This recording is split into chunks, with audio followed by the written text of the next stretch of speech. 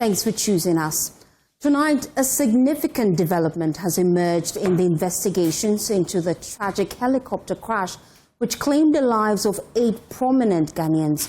A special team of investigators have recovered the black box from the crash site in the Dampia Forest Range, marking a crucial step towards uncovering the cause of the devastating incident. The team is now working diligently to analyze the data and piece together the events leading up to the crash.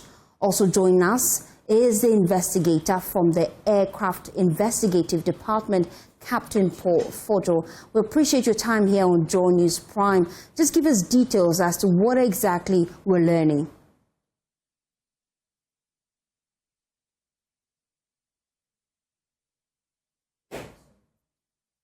Well, you have to unmute for me to hear you clearly. News just reaching us, if you just tuned in, is that the black box has been found, and currently investigative team are looking through it to find out what exactly led to the crash. Now, he joins us live on phone this time. I'm hoping I have better connection. Mr. Fojo, we appreciate your time here on JoyNews Prime. Just brief us on what exactly you've been learning. You mean what exactly have I been learning about the helicopter crash? Exactly, and your opinion about it, really. I guess I know as much as you do about it. Obviously, because I work in investigations, I have my own personal opinion. But my opinions are not for me to share in public. It's only fair for me, as I look at it, let me be very honest with you.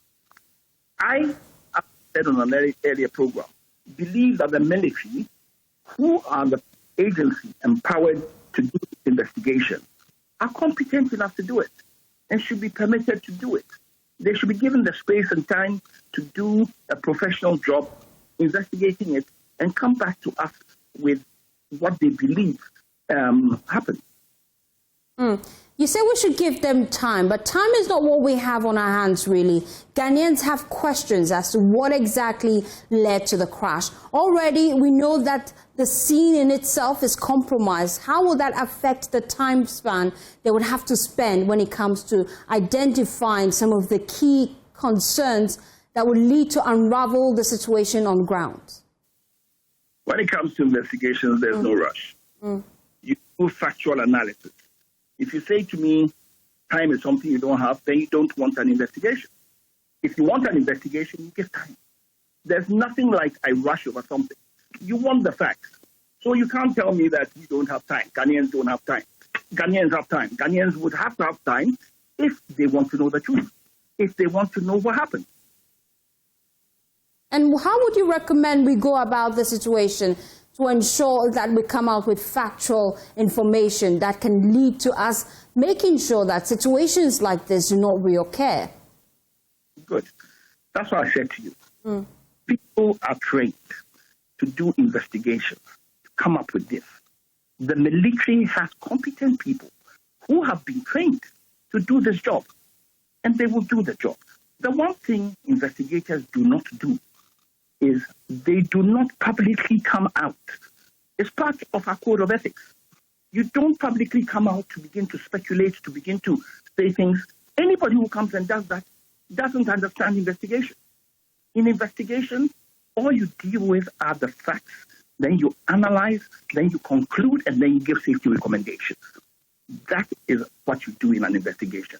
You give opportunity for other experts to come in to do to contribute and so on and so forth, but you don't rush into speculation or you don't rush into conclusions. Whatever you come up with, it must be able to face the test of interrogation. It must be able to face the test of time, and it's for the benefit. What you're trying to do is you're trying to prevent the reoccurrence of an accident or whatever. But it has to be done with diligence. It has to be done meticulously. And that takes time. It really takes time. Thank you so much for your time here on JoyNews Prime. Away from that, the remains of the 8 individuals who tragically lost their lives in the helicopter crash will be flown to South Africa for DNA testing. This measure aims to ensure accurate identification, allowing families to pay their final respects to their loved ones. The mortal remains of Defense Minister Dr. Edward Omanibuama and Environment Minister Dr. Murtala Mohammed, along with 6 others who tragically lost their lives in a helicopter crash yesterday, have been transported to South Africa to conduct a DNA on their bodies to be able to identify who is who. Now, when the incident happened in the Ashanti region yesterday, they were burnt beyond recognition, and due to that, it has been difficult to identify the bodies with the individuals. Interior Minister Muntaka Mubarak had a few words to say. But to speed up the investigation, obviously we need to do further examination and investigation just for the avoidance of doubt. And some of the forensic that needs to be done, taking samples have to be done outside the country. So that's why we are trying to fast track, and you see all that.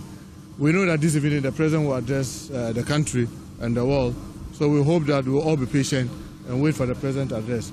I want to thank the families sincerely for all the cooperation that we've had from them and the support they've shown. We know they are grieving, they are in a hurry to have their family members so that they can attend them. But we are happy that they are cooperating with us, because it's not just about burying, it's beyond burying, trying to establish what happened, how things went, so that we avoid it into the future. So we want to thank the family for all the support. And together with the Health Minister, the Minister for Lands, who is now acting as the Defense Minister, we've been working around the clock just to speed up everything.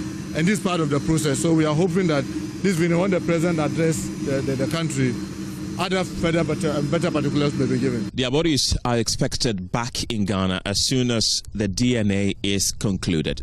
They were accompanied to South Africa by some Ghanaian delegation, which included officials from the Criminal Investigation Department. The family of Muntaka Mohammed, who is a Muslim, would have wished that he was buried today according to the customs of Islam, but due to the nature of how they were burnt. From the Kotoka International Airport, my name is Kenneth Jesse for Joy News.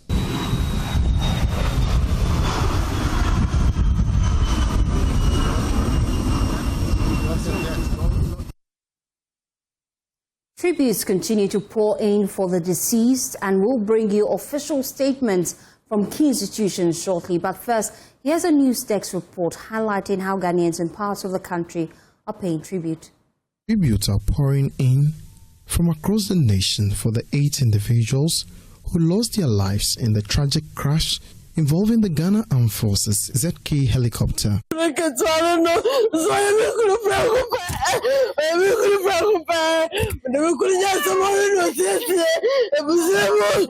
In the northern region, where the late Alhaji Dr. Murtala Mohammed served as Member of Parliament for Tamale Central, there has been an overwhelming outpouring of grief. Residents have gathered to mourn and celebrate his life of public service.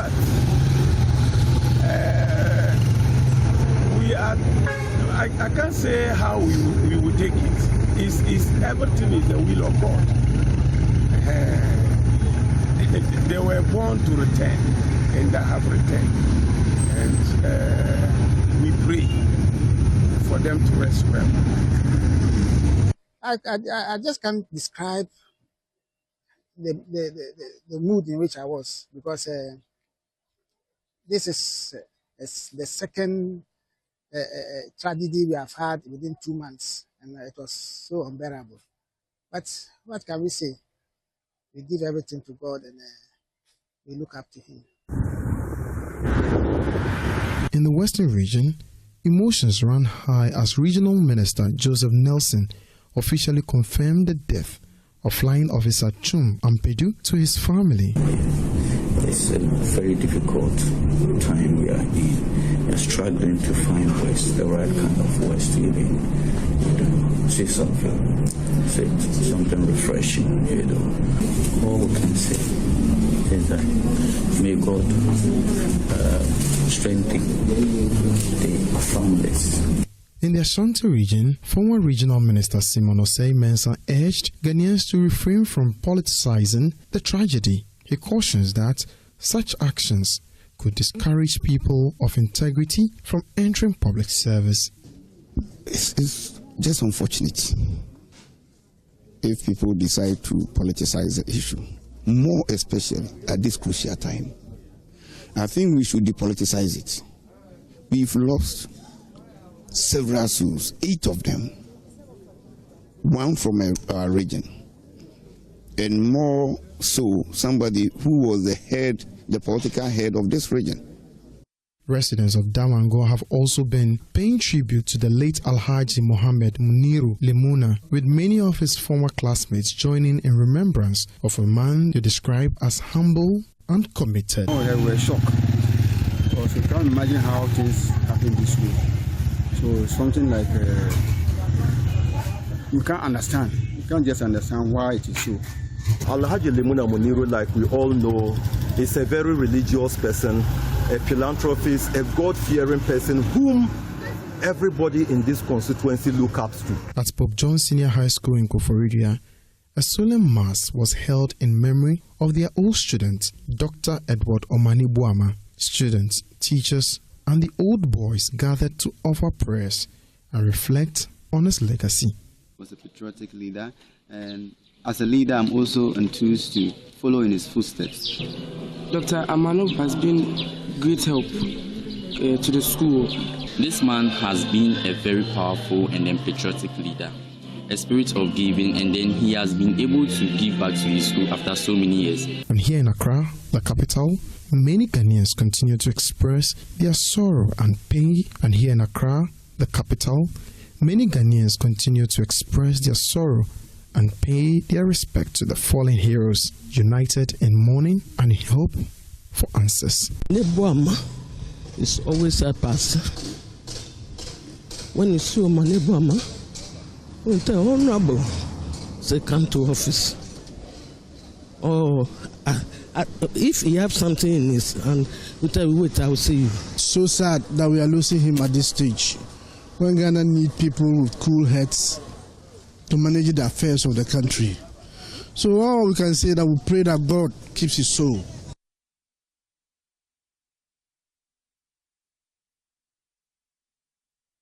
Well, here in the Greater Accra region, some key dignitaries has been paying the family members visit, especially the family of the late Defense Minister, as well as the late Environment Minister. My colleague Jacqueline Ansumayebwa has been engaging some of them. You currently am at Honorable Mutala's residence. I've been here since 11 a.m. But currently, as I'm speaking to you, we have the chief imam here. He shared prayer with family and friends gathered here, but he's currently inside as I'm speaking to you right now. But then I have Baba Sadiq with me here. He is also, he came here earlier to, you've already spoken to the family, I believe. Yes, I mean, I've engaged with some of the family members. And then, as it says, we start to help the family receive some of the guests that I can, particularly when the chief imam is coming, how to stay behind to ensure that we welcome him. All right. Yeah. Now, can you share with us some of your fondest memories of Honorable Mutala? Well, Honorable Mutala is a true comrade. Beyond that, I mean, I've also known him for, and as it's evident on social media, his deep Islamic faith. And to all of us who are his friends and acquaintances, he's been an unwavering pillar of support to all of us. And all that, but we still see more dignitaries. Once the next team leaves, there's another delegation that comes through. My brother, my friend, my teacher, in fact, he was my everything. I mean, the man was an institution when it comes to election management. Everything that we did for the 2024 election emanated from his head. Somebody down to earth, hardly talks, but he acts.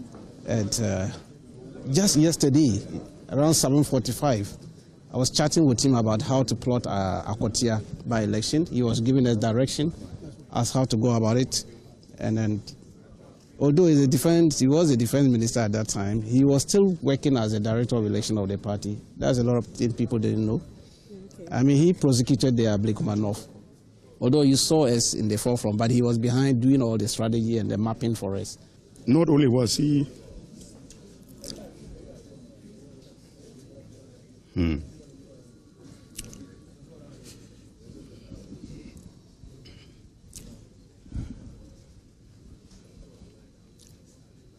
God, this is really very difficult. You know, in our politics, integrity is a very rare commodity, extremely rare. But this young man had it all. He loved this country. He loved the NDC as a political tradition. He spoke true to power, and that is what we need. And Ghana has not only lost a rare commodity in our politics, in the person of the Honorable Mutala, but only someone who is also, at the same time, very patriotic. And for me, it was his commitment to do the right thing that stands out very clearly for me.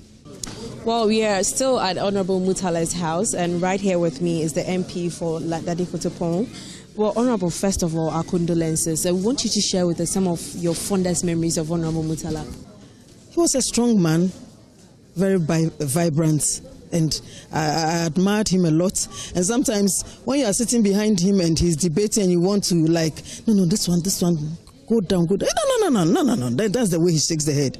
And then when he sees Jifa and myself, one thing I'll say we have a slogan or something. Then he'll say, come on. And you know, he's a jovial person. So I got to know him for his truth talk and his dire desire to see things move well in Ghana. He believes in democracy, but he believes that he's a social democrat, and he calls himself comrade, and that's what he wants to be referred to. He wanted to be referred to. And I was so impressed with him when he told me, Honorable, I'm following you. You have become a PhD. I will also become a PhD. And he got it this year. So I just pray for him. It's a very terrible moment for Ghana. Well, the former Ashanti Regional Minister Simon Osei-Mensah is asking Ghanaians to depoliticize the death of victims of the helicopter crash. He says discussions on the crash should be devoid of politics, since it has a tendency to drive away people with integrity from entering into politics. Former Minister was at the Apraku Estate home of Dr. Samuel Sapong, Vice Chairman of the National Democratic Congress, to commiserate with the family. His admonition comes as the Regional Minister, Dr. Frank Amakwohene, on behalf of the President John Dramani Mahama, officially informed the family of the demise of their kingsman. Ohim Interior reports.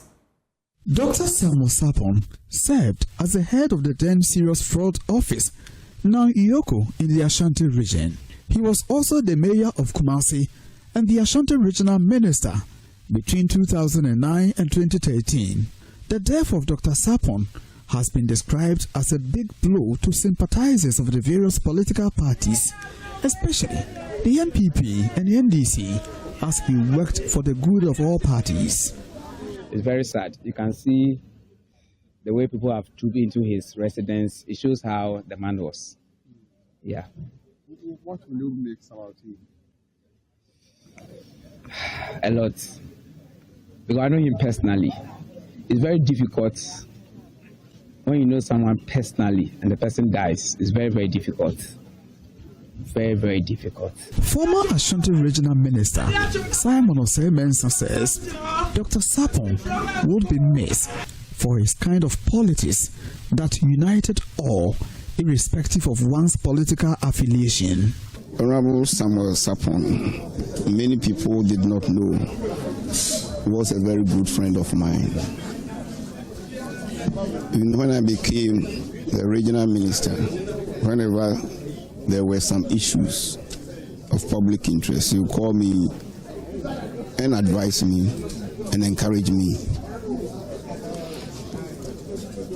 There wasn't a single place that we met for which Honorable Samuel Sapon showed differences between us based on political differences.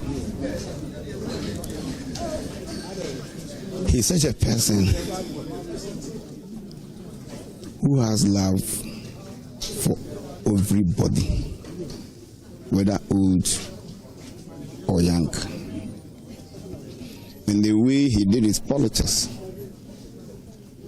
if you did not know he belonged to the National Democratic Congress, you might think he was somebody who was neutral, did not belong to any political party in this country. So it came to us as a shock. Mr. Osem Mensah, who was accompanied by some former MMDCs, appealed to Ghanaians to depoliticize discussions on the helicopter crash. It's just unfortunate if people decide to politicize the issue, more especially at this crucial time. I think we should depoliticize it. We've lost several souls, 8 of them, one from our region, and more so somebody who was the political head of this region, who represented the president in this region. Please, people should take the politics out of it. If we do politics with everything, a time will come, anybody with integrity, anybody with decency, dignity, will never go into politics. Let's do our best to depoliticize this issue. Ashanti Regional Minister Dr. Frank Amoakohene, on behalf of President Mahama, has formally announced the demise of Dr. Sapon to the family. Na nipa 8 no Ashanti man de hye mienu ana eka ho. Ba ko so ya branti a ono so oboase na ofiri. Ti ene abusua wie wa ha. E wo se yakobo ono so abusua amane wo oboase. Nti abusua president say o ma ye nyina ye hyede. O ma ye yakọ. Yenya kukodro because Dr. Samuel Sapon and Cobras Yena one day and Vena Chinian Wesse. Let you between to Bibia, maybe Ayakama.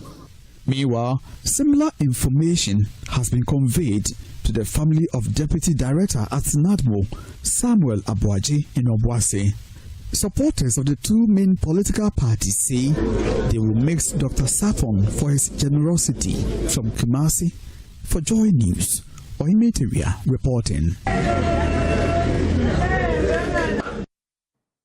Interim joins us live from the Ashanti region. Ohime, we know that a team of investigators were on the crash site today, just scavenging through all the evidence they can find. But what should we expect tomorrow? Yes, tomorrow the team will still be at the scene to gather more evidence. What we are picking, the information we are picking is that a few minutes ago, the team returned from the sea and retired to their abode. I must say that last night, a bus full of military officers joined the Adanse Bofold community and spent the night there so they could enter the forest early in the morning to kickstart their investigations. They were also joined by some aviation experts from Accra. So the military team were dispatched from Kumasi and Accra to help search for the important material that could provide the necessary information as far as investigations into the crash is concerned. And that is the black box. A few minutes ago, the Ashanti Regional Minister, Dr. Frank Amoakohene, took to Facebook to announce that the black box has been found.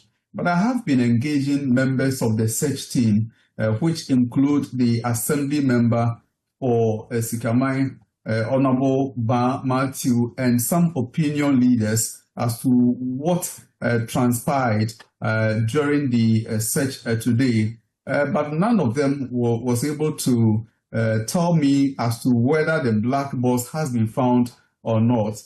So we want to believe that, as posted by the regional minister on his Facebook page, indeed the black box might have been found. But I will say that the team will go back tomorrow at the scene to continue the investigation. But this time around, the number has reduced. Instead of a bus full of military officers, now about 15 military officers have been left behind to continue the work tomorrow. Perhaps this is an indication that important or majority part, a bigger part of the work has been done and has been completed. Perhaps that is why the number has reduced from over 30 to about 15, as we have been informed. So the team will continue the search tomorrow. Let me also say that there are parameters within which this particular team is working. No media is allowed to get closer to the scene and not even to enter the forest. So they are tried as much as possible to conceal information from the general public, as far as not allowing the media to get closer to the search scene. So that is what we know, at least for now. Thank you, Interim, for providing us with that update. We know that the black box has been found, and we also know that the President, John Dramani Mahama, will be addressing the nation at 9 p.m. just to give us updates as to what exactly the state has been able to find out. And we also know that the charred remains of the deceased have been flown to South Africa as DNA testing commences to identify the individuals and ensure that their families give them that befitting burial they've been yearning for. You're still watching JoyNews Prime. We'll be back after this quick turn. Thanks for staying with us here on JoyNews Prime. Well, these are dark days for us as a nation as we mourn the passing of 8 top government officials who have been dead, who have passed on after that helicopter crash. Well, tributes continues to pour in, and coming up on your screen now is a tribute from the Ghana Journalists Association. They are consoling the families and nation over the loss of these 8 officials that passed on following the helicopter crash. And it reads that the Ghana Journalists Association is absolutely devastated by the tragic death of 5 high-ranking government officials and 3-member crew of the Ghana Air Force in a helicopter crash on Wednesday, August 6, 2025 in the Adansi district in the Ashanti region. Our heart is heavy with grief, and we stand in solemn solidarity with the nation in this moment of great loss. They go on to say that the GJA extends deepest and heartfelt condolences to the families of the bereaved, especially their spouses and children, the President of the Republic and the government of Ghana and the Ghana Armed Forces, who are now contending with unimaginable pain and grief for their loss. We pray for God's divine strength and comfort to envelope them during this incredibly difficult time. The deceased were gallant servants of the nation who were on a mission to address a critical challenge facing the nation currently, illegal mining, illegal small-scale mining, popularly known as galamsey, before the unfortunate incident occurred. That is why, even in this moment of downheartedness, we need to extol their virtues and dedication to the ideal of integrity, service, and progress of Mother Ghana. They go on to state that the GJ particularly recalls the cordial relationship the association had with Dr. Edward Omani Boama, which is the Defense Minister during his tenure as Minister for Communications, and Dr. Ibrahim Murtala Mohammed, which is the Environment Minister during his tenure as Deputy Minister of Information in the first Mohammed administration. Our thoughts and prayers are with every single person affected by this devastating tragedy. And that's the statement from the GJA coming through. The NCCE has also put out a statement, and that is coming up on your screens, just sharing their condolences to the family, and that is coming up shortly. It reads that the National Commission for Civic Education is deeply shaken by the harrowing military helicopter crash that occurred on Wednesday, 6th of August 2005 in the Adansi, Akrofom district of the Ashanti region. This tragic incident has plunged the nation into mourning and represents a monumental loss to our republic.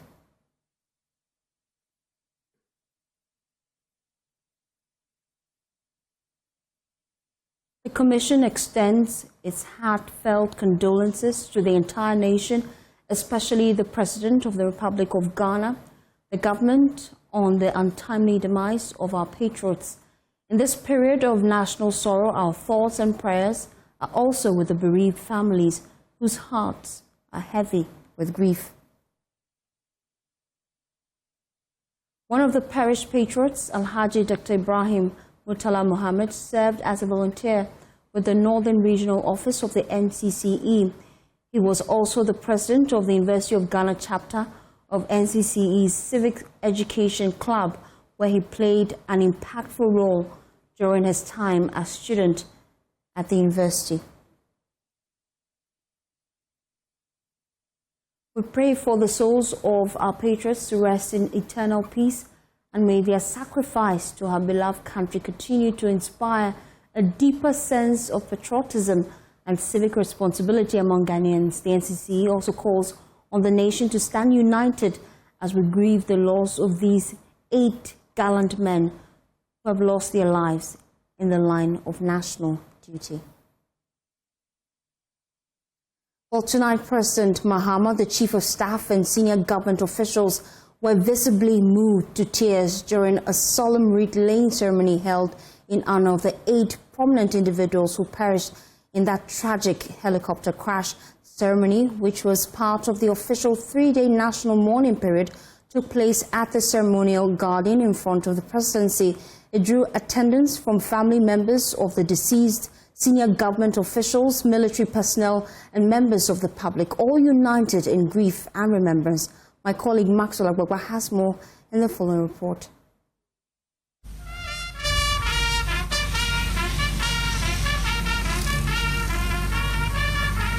A trumpet sounds solemnly through the ceremonial gardens of the Jubilee House. A cloud of grief and deep sorrow hung in the air as the nation mourns. The president appeared visibly emotional, at times wiping away tears. The vice president and chief of staff also struggled to contain their emotions. Government appointees, party executives, members of parliament, and ordinary Ghanaians have all gathered here in a united show of respect and mourning. As part of the ceremony, flowers were laid and candles lit in memory of the 8 persons. The 2024 flag bearer of the People's National Convention, PNC, Bernard Mona, shared a deeply personal moment, revealing that his son had been scheduled to present an idea to the late Minister of Environment. But fate, he said solemnly, had other plans. And see, my son, where is Maliri? Murtala was scheduled to meet my son yesterday, not today 9:30 a.m.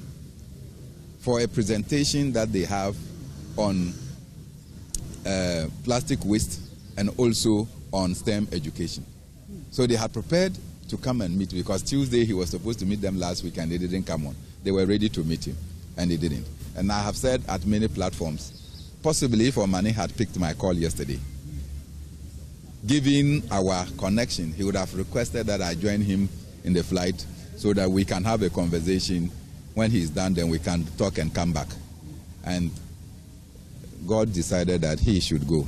So in terms of integrity, service to nation, they have distinguished themselves.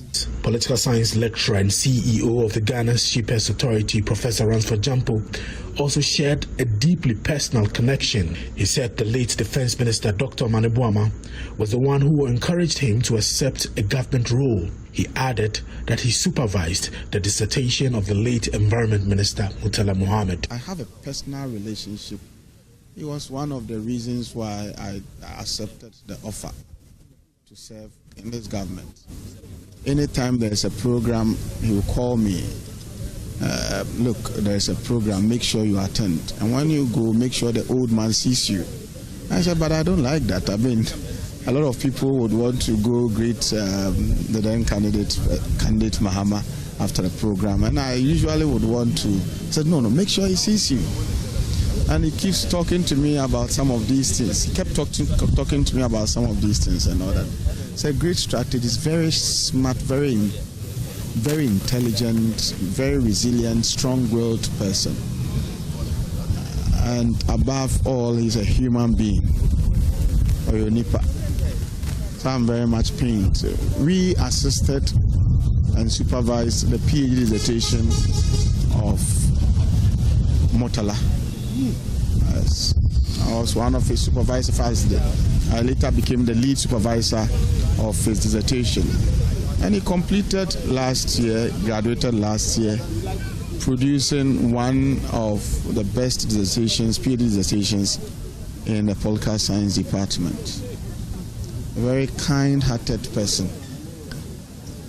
Deputy CEO of the Ghana Tourism Authority, Gilbert Agri, popularly known as Abeku Santana, shared a very personal story about his childhood memories with Dr. Omani Boama. All of them.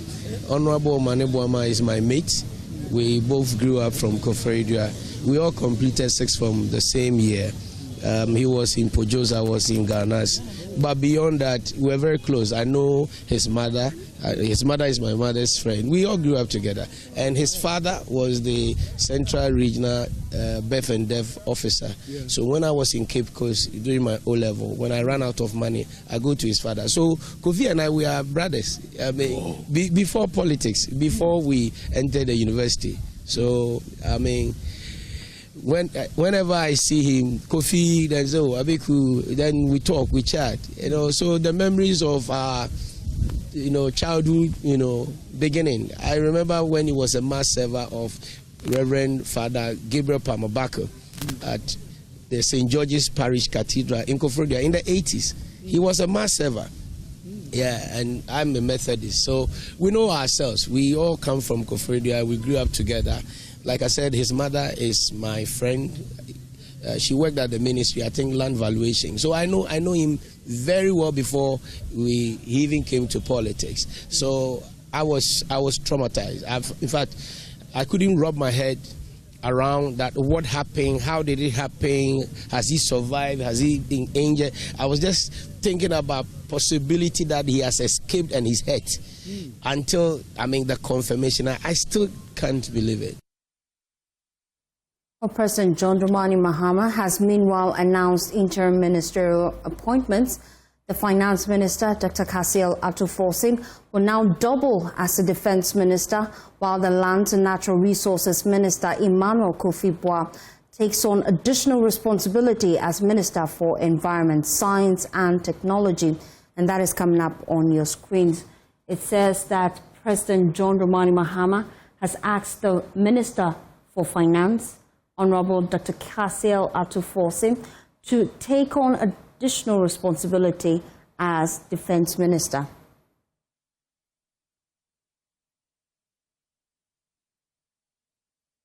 The President has also asked the Minister for Lands and Natural Resources, Honorable Emmanuel Kofi Boah, to act as Minister for Environment, Science and Technology until further notice.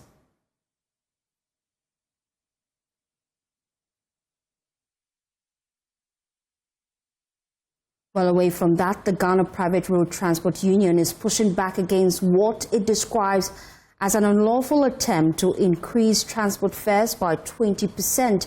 The strong reaction follows a directive from the Ghana Road Transport Coordinating Council to adjust fares upward effective Friday, August 8, 2025. But the GPRTU insists it has not sanctioned any such moves, citing it as unlawful, and that the Ghana Road Transport Coordinating Council should not go ahead with it. Let's listen to the Public Relations Officer of the Ghana Private Transport Union, Abbas Imoro, speaking to JoyNews. Although they are in minority, we are in majority. We operate all over the 16 regions. Whenever we have anything doing with our transport business, we rope them in.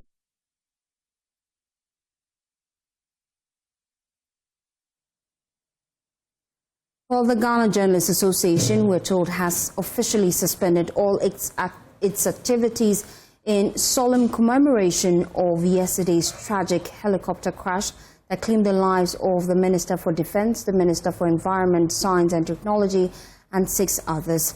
The crash, which occurred in the Adanse district of the Ashanti region, has left the nation in mourning. General Secretary of the Association, Dominic Logie, tells JoyNews the decision to suspend the association activities is a mark of deep respect for the national figures and crew members who lost their lives. We'll hear from him shortly, but first, a reminder of how we got here. A week ago, the GJA issued a 7-day ultimatum demanding accountability from the military following the assault of JoyNews journalist Carlos Kaloni and others. Listen to the Ghana Journalists Association President Albert Kwabnadumfo issuing that demand. JoyNews journalist Carlos Kaloni was reporting at a demolition exercise at Spintex when he was attacked by uniformed operatives. While interviewing an eyewitness, the individual was beaten. Carlos was struck twice in the neck, his equipment taken, and he was forcefully taken to a national security office at Blue Gate. He was released hours later, only after the Interior Minister intervened. At a press briefing, GJA President Albert Dumfo did not hold back, warning they may blacklist the security institutions and pursue legal actions both locally and internationally. We demand that the Ghana Police Service and the National Security provides a public explanation for the arrest and detention of Carlos Kaloni and his cameraman. Additionally, we request the immediate release of any findings or internal reviews conducted regarding the uniform officers involved. If the Ghana Police Service fails to act decisively within the next 7 days, as already stated, the GJA, in consultation with key stakeholders, will announce a nationwide media blackout of all police activities. We will instruct our members to withhold coverage of police events, refuse participation in police press briefings, and suspend all forms of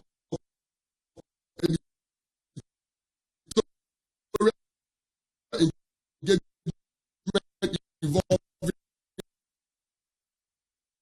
trend of attacks on journalists. The data available to us, the information records available, it is very, very scary and alarming. Mr. Dumfo says it will no longer remain silent. It has given a 1-week ultimatum to the police and other security agencies. A detailed update on the status of investigations into all reported attacks against journalists across the country within the past 7 months. We expect these demands to be met within 7 days from the date of this statement. And I want to reiterate, I want to take this again.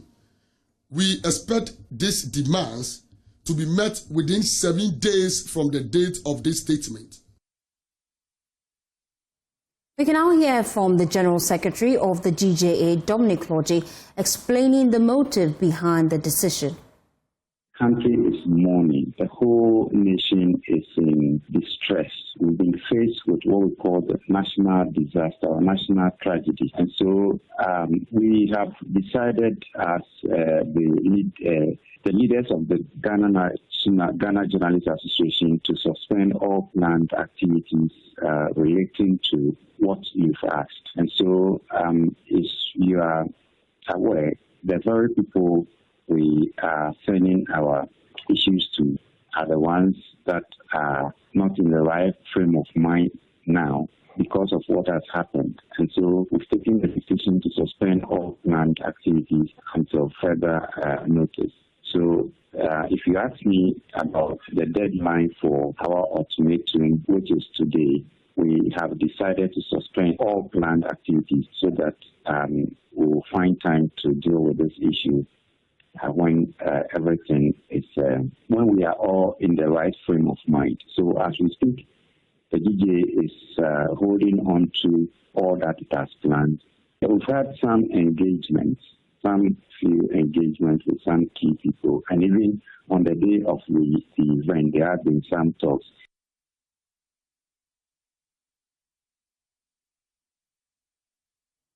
Well, that's how we wrap up JoyNews Prime. For more news, please log on to myjoyonline.com.